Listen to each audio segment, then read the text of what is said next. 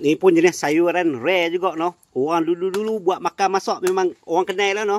Orang lain ni kenal you tengok. Dia rasa macam bunga gobeh tu no. Ni nampak ni. Kenal tak? Sedap ni. Assalamualaikum warahmatullahi wabarakatuh. Alhamdulillah.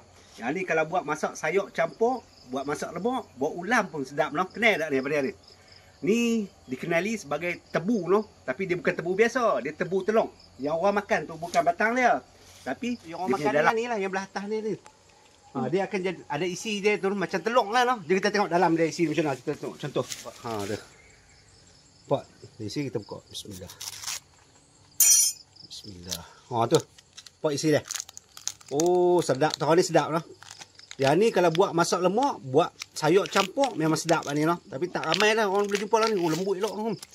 Tu. Hak ni buat ulam saja pun sedap lah tahu ni no. Dia macam telok tu. Dia apa kata tu? Dia panggil tebu telok tu.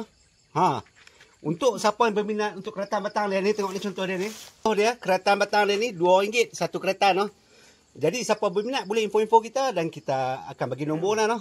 Okey, sekadar tu dulu. Harap bermanfaat. Terima kasih banyak. Assalamualaikum warahmatullahi wabarakatuh.